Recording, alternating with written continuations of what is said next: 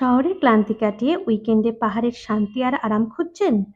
তাহলে আজকের ব্লগটি আপনার জন্যই। তোমরা অনেকেই আমাকে জিজ্ঞাসা করেছিলে আমি কোথায় গিয়েছি। আমি গিয়েছিলাম পুরুলিয়ায় এবং আমি স্টে করেছিলাম পুরুলিয়ার অযোধ্যায় সোনার বাংলায়। পাহাড়ের স্নিগ্ধ হাওয়া আর রিসর্টটির চমৎকার লোকেশন কিন্তু আপনার সমস্ত ক্লান্তি নিমেষেই দূর করে দেবে এবং পাহাড়ের কাছাকাছি এই সবুজ ও শান্ত পরিবেশ আপনার মনকে এক অন্যরকম শান্তি দেবে। এখানে পৌঁছানো মাত্রই কিন্তু ওয়েলকাম ড্রিঙ্কের মাধ্যমে আমাদেরকে স্বাগতম জানালো।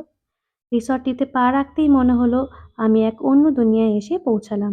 চারিপাশে শুধু সবুজের সমারোহ আর পাহাড়ের নিস্তব্ধতা। যারা বাচ্চাদের নিয়ে ঘুরতে যাবেন ভাবছেন, তাদের জন্য কিন্তু এটি বেস্ট প্লেস। এখানে যেমন আছে কিডস জোন, এছাড়া আছে স্লিপ, এছাড়া প্রচুর কিন্তু খেলার সামগ্রী এখানে আছে বাচ্চাদের জন্য। এখানকার প্রতিটি রুম ছিল কিন্তু একদম প্রিমিয়াম ক্যাটাগরির। আর এখানকার খাবারের অভিজ্ঞতা ছিল কিন্তু আমাদের ভীষণই ভালো।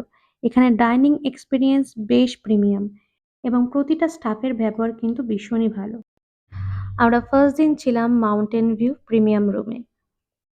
রুমটির মধ্যে আমরা পেয়েছিলাম একটা সোফা, সুন্দর একটা বাথরুম আর ডাবল বেড। এই রুমটি থেকে কিন্তু বাইরের ভিউ খুব সুন্দর দেখা যাচ্ছিল। এখানে তোমরা এসি, গিজার, ওয়াইফাই সমস্ত রকম পরিষেবাই কিন্তু অ্যাভেলেবেল পাবে। হোটেল চত্বরে একটি সুন্দর মঞ্চ আছে। এখানে কিন্তু সন্ধ্যের ঠিক প্রাক্কালে পরিবেশিত হয় পুরুলিয়ার ঐতিহ্যবাহী বিখ্যাত ছৌ নাচ। আমরা নেক্সট ডে থেকে ছিলাম সোনার বাংলার পুলভিলাতে।